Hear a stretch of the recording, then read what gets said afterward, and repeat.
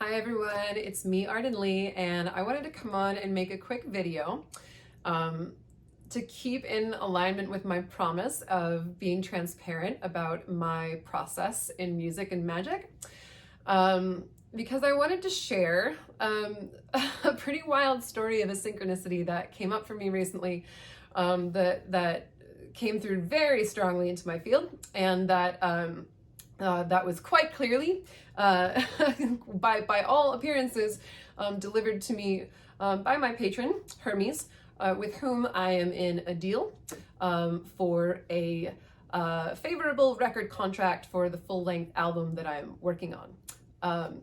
And I've detailed that in the videos in this series, but the quick recap is that last year around this time, when I decided to fully commit to my music career, and in that commitment also committing to applying my knowledge of magic to music, very swiftly after that I started getting all of these signs and synchronicities about making a deal with the devil. I went and consulted with Sarah Mastros of Mastros and Zealot and found through some other synchronicities that the devil who was calling me was Hermes, trickster god of the crossroads. And then I found out, did a little research on what makes for a favorable deal, what should I be asking for in the first place, and then also had some pretty weird synchronicities where I found out what Hermes wants out of me, what my part of the deal was going to be. And then in the fall, I went ahead and I drew up that contract. I did a ritual at the crossroads that I also talked about in a video. And since then, you know, I've just been kind of posting updates about what's been going on. And having noticed that my music career has absolutely blossomed way more in the past 6 months than it ever has before. I've been doing all kinds of collaborations with other artists, really feeling like people around me are taking note of what I'm doing, feeling much more a part of my community, feeling more confident in myself, working on more songs than I've ever worked on before, which has been really terrific. So all that is really good. So now I wanted to drop in with what's been going on in the past month or so. So as I explained throughout some of my videos, the album that I am working on is a hypersigil, right? An intentional act of narrative magic in which I am using storytelling to alter reality in accordance with my intent. It is a hypersigil to facilitate ascension on the twin flame path. And the twin flame path, as I've also explained in other videos, but I'll quickly recap here in case anyone hasn't watched them.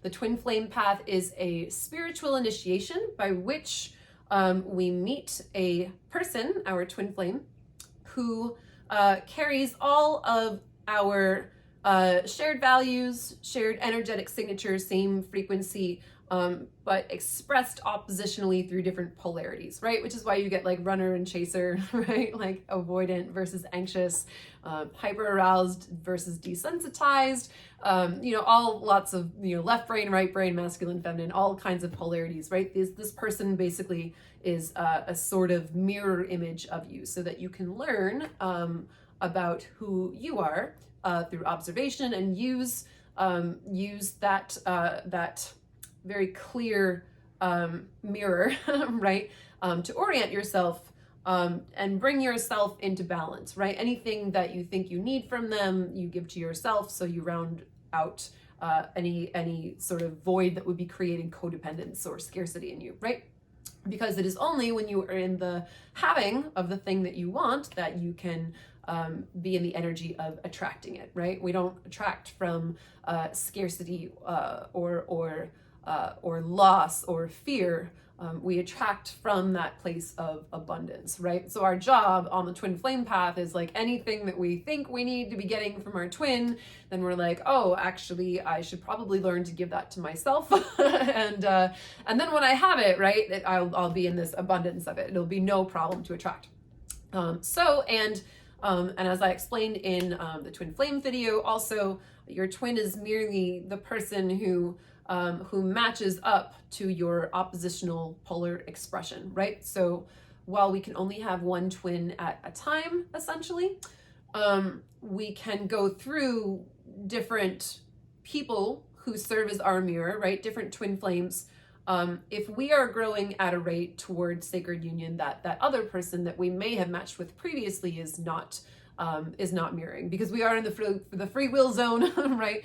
So so we do each have our own free will to do our work on our path as we see fit, and to grow in that direction, or not, to not grow, or to grow in a different direction, or call in something else or something different, right? So so this is a pretty big deal for me, right? Because essentially what I'm doing, Jesus Christ, this feels crazy even to sound, to say aloud, right? What I am doing is I have created, through this album, I have created, which I finished writing in the fall. I finished writing it in about October, November, I think. And now I'm working on the recording process of it, so it's not completed yet, but essentially the writing is done, which is a big deal in and of itself in terms of magic, right? Because what I have noticed is that my songs do not have to be fully produced and released in order to launch their magic. They just have to be written. Right? So essentially what this means is I have created this big spell to align myself with the vibration of sacred union, so that I may call in a true love partnership, right?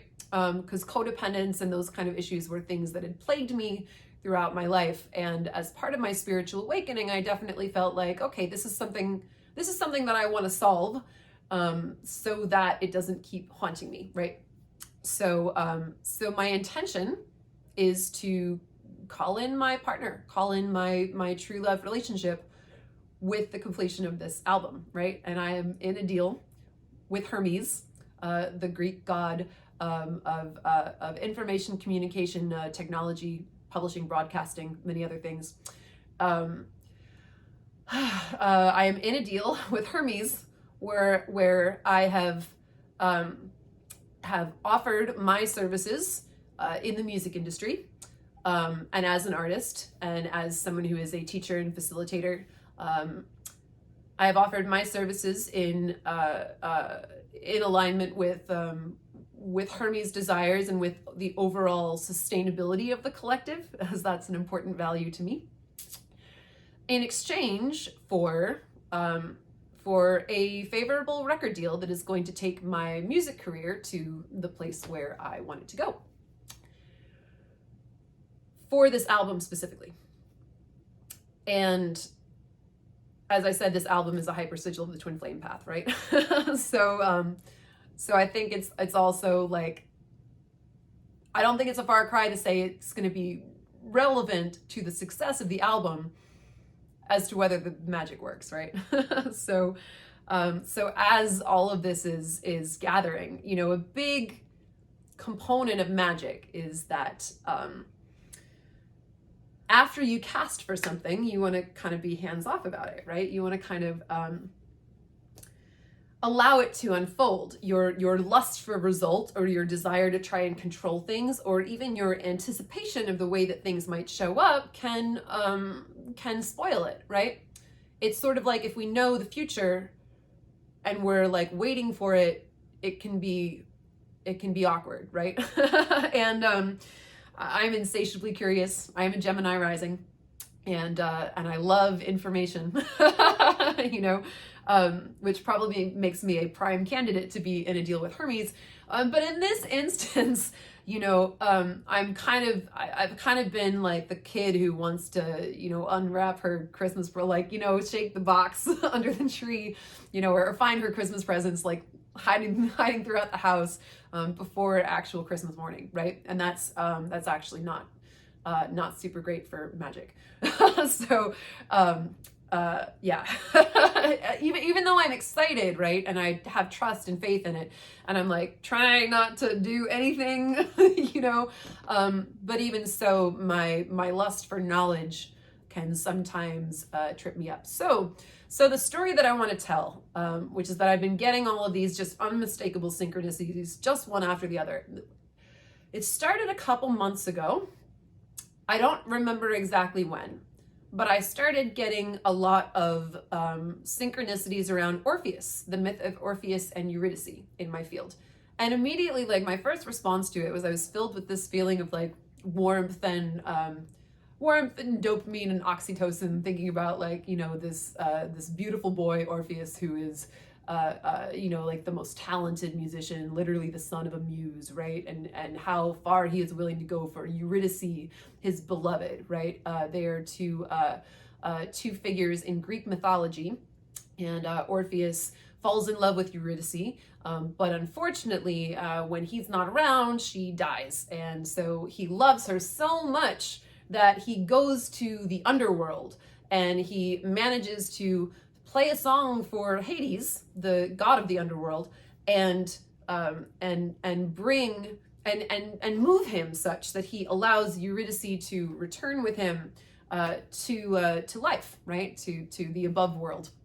And on one condition, however, he is going to walk back up to the world of the living, and Eurydice is going to be behind him, and he's not allowed to turn around and look at her. If he turns around and he looks at her, he messes it up, and the whole deal is off, and she has to stay in the underworld and stay dead. And sure enough, he fucks it up, right? So he's like almost there, and then you know, whether out of excitement, whether out of insecurity, whether out of self-doubt, you know, whether out of overconfidence, you know, who knows what was going through his mind, but he turns around, he looks at her, and he messes it up, right? So, so very tragic story. And I started seeing all this Orpheus and Eurydice in my field, and I'm trying to remember what the exact synchronicities are, because the first few, I don't remember where they were coming up from. Because it even though I felt that feeling of like, oh, this feels meaningful somehow, also like Greek mythology, you know, I'm going to deal with Hermes, right? So it kind of makes sense. Feeling that feeling, but I don't remember what the first few were. But then I remember after that, I remember when they started to pick up so much steam that I couldn't ignore it. And I remember, like, specifically in a period of just a few days' time, there was a black math lyric that was specifically referencing Orpheus and Eurydice, that specifically, like, you know, I won't, like, about turning around and the person disappearing, right? Losing you because I looked back, I looked behind me, and I looked at you. And I was very clearly an Orpheus and Eurydice lyric. And that song had shown up on my Spotify Discovery Weekly playlist. And yeah, and there it was. And I was like, oh, wow, there's another one. That's a lot, right? Then I was going to, I was on an enrollment call for my Myths and Magic course, which just started this past Sunday. I was on an enrollment call with one of my clients, and she'd taken my other course, and so we already knew each other. So I was, you know, signing her up for this new course that she was about to take, and my course in narrative magic and hypersigils and archetype, right? All of them, like, so much full circle here, right? And so, you know, naturally, like, I asked how she'd been and everything. And one of the things that she told me is she was like, oh yeah, I'm excited. I'm actually going to see Hadestown with my family tonight. And Hadestown is a musical that is based on the myth of Orpheus and Eurydice, right? And then my friend VisaCon, VisaCon V on Twitter is his handle. My friend Visa, I was chatting with him about something completely unrelated, and he sends me a song and is like, oh, I think you'd like this, by the way. And it's I should have looked it up before I turned the phone on and started recording, but it was some I believe, video game soundtrack, specifically about Orpheus and Eurydice. I could be wrong on the video game thing, but it was definitely a song about Orpheus and Eurydice. And I was like, oh my gosh, I'm really glad you sent this to me, because I've been getting these signs everywhere. And, you know, where is this all coming from, right? Especially those last few were, you know, they started kind of slowly, but then, like, the last few were, like, in that span of just a couple days. So finally I went and I made a post on my Facebook, and I was like, hey, fellow occultists, there's only so many times I can see the myth of Orpheus and Eurydice, you know, coming into my field and not feel like there's a message here for me. You know, I know the basics of the story, but is there, like, what should I be looking for, right? Well, there's something that I had not known which I feel very silly confessing, right? Because I am kind of a Greek mythology nerd. I grew up with, you know, like all like all, you know, neurodivergent bisexuals. I grew up with mythology, with Greek mythology specifically, with a deep love for it.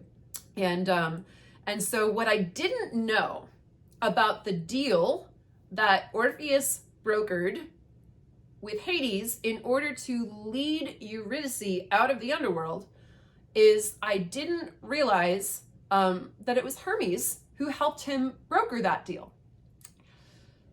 And it was my friend Angela Hale. Her Instagram is at whole, wild, and free. It was my friend Angela who actually helped me to tease out some of this, because I was like, what does this mean, right? And she was the one who was like, well, aren't you also in a deal with Hermes, and he's helping you to broker hopefully a record contract deal in hopefully the near future when the album is finished. And Angela's take was, this seems pretty urgent because Orpheus was a pretty badass musician, right?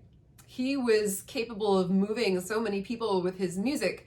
Literally the son of a muse, right? So really, really gifted, and yet, you know, he goes into the underworld for love, right? It's a journey of love, and he goes to bring back his beloved to the land of the living, right? And he's like almost there. He's like, it's so tragic, right? He's like he's almost there, and he has her. She's right there, and all he has to do is not turn around. All he has to do is just keep walking, and he messes it up, right? He turns around because of, you know, ultimately a lack of trust. Whether it's excitement, whether it's insecurity or self-doubt, right? Even whether it's overconfidence, it kind of comes down to, why does he turn around?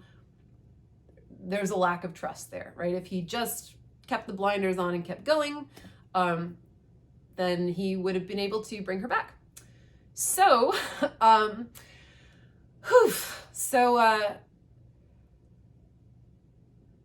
so yeah, here I am, and I finished writing this album. I've funded most of it by now. I have the funds to complete the album, which it's been, I mean, yeah, I've been paying it out over like the last 2 years or so, but it's been definitely more money than I've ever sunk into any one thing before, like including like my car, you know, like this is definitely a big deal. And I'm almost there, right? And there's stuff that's been happening that smells of magic to me, right? There's stuff that's been happening where I'm like, oh, I see something, or I'll notice, you know, a pattern come up in the way that I've seen it happen in twin flame stuff in the past, or I'll see stuff that's just fitting together in a certain way, and I'll be like, oh, what? And then you know, and then it's like, it's weird, right? Because this is stuff that I'm technically not supposed to know. Let me repeat that. More for me than for anybody else. This is stuff I am technically not supposed to know, because I'm not supposed to ruin it by anticipating stuff getting here before it's supposed to, or even anticipating how it's going to show up, or thinking that I know what's going on, right? I'm really supposed to be super hands-off, and I've gotten pretty good over the years in my magic practice at being pretty hands-off, like in terms of my actions. But my brain is hyper curious, and I'm now at a new level, and I need I believe I need to be really more careful. So I was like, okay, wow, yeah, I got the message, right? If Orpheus and Eurydice is showing up over and over in my field, that seems very clearly a message specifically from Hermes, since he knew them, right? Saying, I've seen this story before, and it can still go badly. Yes, you are almost there, but you need to stay focused on the path, and you need to not screw it up with a lack of trust, right? You need to just keep going and let me do my job. So I got that message, and I was like, okay, cool, thanks. Whew, right? It's a little humbling, right? Your patron is basically like sending you a whole bunch of signs and being like, stop doing what you're doing, right? But I'm grateful. I was grateful for the guidance. And then the synchronicity stopped for a little while, which usually for me is like a sign that, you know, you integrated the message. So, you know, you don't have to keep calling the person if they got the message. except for then maybe it was about a week and a half after teasing those details out with Angela and feeling like I had come to a pretty solid conclusion on that message. It was about a week and a half later. It was during the big solar flare. You guys, like, you've seen that, the news about like the canyon, the literal canyon of fire that's like 12,000 miles deep on the sun and like 10 times as wide apparently, or long. I was exhausted, and so I was off of cannabis for the week. I live in California, so I typically use cannabis nightly. But when I'm feeling exhausted and like solar flare energy is like nap attacks and dehydration and just like, so cannabis was a no, because I really just need to like stay hydrated, and CBD was okay. But my body was definitely a no to cannabis. So as a result, I had a whole bunch of dreams, because when you stop cannabis, you get a lot of dreams sometimes, or at least I do. And not only that, but we were in my advanced container, we were studying dream interpretation that month. So dreams were already kind of a theme to begin with. And so that weekend, my sleep schedule had been really messed up. I'd been having like, nap attacks where I like drool on my pillow like mid-afternoon, just like can't, just falling asleep, just can barely help myself. And so I ended up like awake at like 3 a.m. one Sunday night. And there I am at 3 a.m. because I've had a nap that afternoon, and I'm just scrolling on Facebook, just it's 3 a.m. and I can't sleep and that kind of thing. And I'm scrolling through Facebook, and all of a sudden I come across a poem. Someone's posted a link to a poem called Eurydice. And the poem is by a poet named HD. And the poem opens up with like, I'm paraphrasing, but the poem is basically like, I could have been walking among the living. I could have been smelling the flowers. I could have been having a wonderful time, except for you, in your arrogance and your overconfidence and your ruthlessness. You turned around, you had to turn around, and you messed it all up. Look what you took from me. Now I gotta go back to the underworld and be dead again. Thanks a lot. Like the amount of panic that it was such a, my goodness. I mean, it was such a dressing down from Eurydice, right? Like the harshest possible way. Like, wow, imagine like the guilt and regret already, right? Like already the guilt and regret coming from that decision, right? It's bad enough to lose your beloved, but then to have them be angry at you on top of it, oh my goodness, all because you couldn't just do nothing and keep walking straight ahead. I felt this in my body so strongly, so I panicked. I was like, I thought I got the message, so I said out loud, there I am in my bed, and I'm like, okay, all right, Hermes, if there's any part of this that I am missing, if there's any part of the message that I did not already receive, please let me know. I'm listening. And I was like, I'm about to go to sleep again, so you might as well like send it in a dream, right? And yeah, so that morning, right? That morning before I wake up, I have this dream, which is really harrowing considering the circumstances. And I have this dream, and in this dream, there's someone I know who's like a very typical LA actor model type, super buff and but someone I think of as being like aspiring, not where they want to be yet, and maybe sometimes feeling some confusion about how to get there, right? So I have a dream about this person, and in the dream, they come up to me to apologize, and they're like, Arden, I'm so sorry, I owe you an apology. Do you remember when you sent me that screenshot and it had Jared Leto's phone number on it? Well, I called it. I called Jared Leto because I thought maybe we should like act in something together. And I was like, hey, yeah, I got your number from Arden and we should like hang out sometime, man, right? And he was really angry about that, and I shouldn't have done that. So I'm really sorry that I used the number that you leaked to me. And I was like, you what? Right? And because that, and what Jared Leto represents to me, I had met him a couple times several years ago, and it was like around the time, it was a little bit before, but it was around the time that in late 2015, Jared Leto experienced being filmed without his consent in his home and having that footage leaked to TMZ, right? He was like talking about Taylor Swift's album or whatever, and he said a couple of disparaging comments that were like clearly not intended for the public, and he was so angry about it. He justifiably so, right? Someone's coming into your home and like filming you surreptitiously. That's not okay, right? And he sued, I believe, TMZ. I believe he sued the person. He issued a statement on it. He was very, like, you could really, I anyway felt like I could really feel how livid he was about the whole thing, which I don't blame him for, right? So in dream interpretation, as we're studying, it's a good default rule to think of everything in the dream, including the people in the dream, as not actually being about the people themselves, even in your life, but as them being representative of different aspects of your psyche, right? So there is an aspiring part of me, right? There is a part of me that wants to be successful in the arts. And then there is a part of me, perhaps in the future, that may be more like Jared Leto, that may be actually famous, who knows, and is more savvy and needs to be a lot more protective of their privacy for their own personal reasons, obviously, right?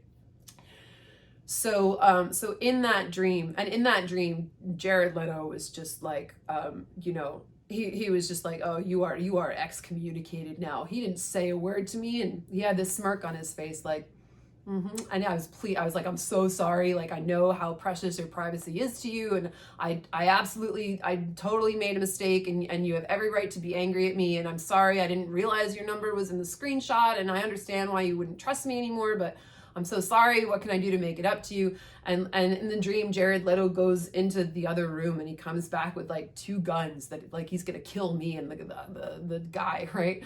And I'm like, but then they turn out to be prop guns, but he's clearly going through some sort of psychological torture thing with me, because he's like ritually, like systematically excommunicating me from his like circle or whatever. I don't think I'm really in Jared Leto's circle necessarily, but I met him a couple times and whatever. But that was the dream, right? And I woke up, and naturally I was terrified, because it was that same visceral feeling of guilt and regret, right? How could I let something slip in such a stupid way? All I had to do was nothing. All I had to do was not somehow slip Jared Leto's phone number, right? Now I'm now he's really angry at me, and I felt really guilty in the dream. So it's that same sense of guilt and regret, like that overwhelming sense of guilt and regret. And again, if we're interpreting this dream as being that this is all about different aspects of my own psyche, maybe there is a part of me that is not really as savvy yet as I may be in the future, who is being too casual or too loose with my own information in some way. Being a little cavalier with myself. And in the future, right now it's like, who cares if I post something or if I, whatever I'm doing. But in the future, if everything that I am intending for does indeed come to pass, which, magic, magic hasn't failed me yet, right? So who knows? Yeah, I'm going to want to be a little more mindful for myself, right? There is a level of maturity and savviness and mindfulness, I suppose, that I am being called to step into. So I did a session with my facilitator the following day. She definitely agreed that the syncs coming up were in some way like mirroring my fear, and she reminded me, you are at the tail end of this really epic path. You've made the album, it's written, it's in the process of being made. I'm in the deal with Hermes. There's stuff happening for me musically. Everything could be just about to pop off for all I know. I could be right there. But I need to not mess it up with a lack of trust, right? So I got the message, and as it turned out, Hades Town was coming to Los Angeles. So last night, I went and I got the shirt. This says, "A song so beautiful, it brings the world back into tune," right? Which I thought was also appropriate for my own mission, right? Of creating an album that can be beautiful enough to capture the attention of people and hopefully also teach a spiritual lesson about the nature of calling in true love, right? So yeah, so I wasn't gonna, like, if Hades Town was playing in LA, right? Like, how loud did this have to get for me? Like, Jesus, right? I'm almost embarrassed. But yeah, if Hades Town was gonna be coming into town, I couldn't snub my own patron by not showing up, right? Because Hermes is like a prominent character in the musical. And you know, kind of the narrator figure who also, of course, helps broker the deal. And there's this wonderful verse or two in this one song where he's talking to Orpheus and saying, you know, I'm going to paraphrase again, but it's like, you know, you don't need to be afraid of the dog in the street. You know, he gnashes his teeth or whatever and scratches at you, but you know, all he can cause is like physical damage. The one you really have to be aware of is the one that is, you know, in your own head, and howling at you in your mind. That's where you're going to get messed up, right? The road, it's not the road before you. It's the road that's between your ears and behind your eyes, you know, and that's what you got to focus on. Yeah, so message received.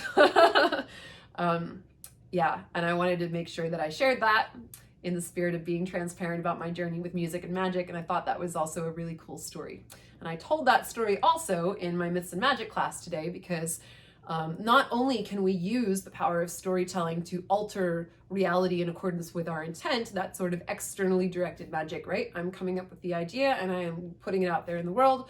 But we can also receive messages in the form of stories, right? In the form of those synchronicities showing up over and over again in a short period of time. For something like that, yeah, we sure can. Yeah, we can also receive spiritual guidance, divine guidance, in the form of seeing stories show up like that in our reality. Over and over and over until it gets through our thick skulls, or mine anyway, right? So yeah, I'm gonna be more mindful of myself going forward. I also basically said to Hermes, like, all right, well then I need some other things to do. And thankfully that has also come up in my field very quickly. As soon as I said that, there was a lot of other stuff for me to focus on, which has been great. So thank you, Hermes. Appreciate that. And yeah, just here recommitting to restating my commitment to the path, and doing whatever it takes for me to be in alignment with the intentions that I've set and how hard I have worked for myself. And yeah, keeping the blinders on, not opening my Christmas presents before it's Christmas morning. So thank you guys for watching, and I will see you next time.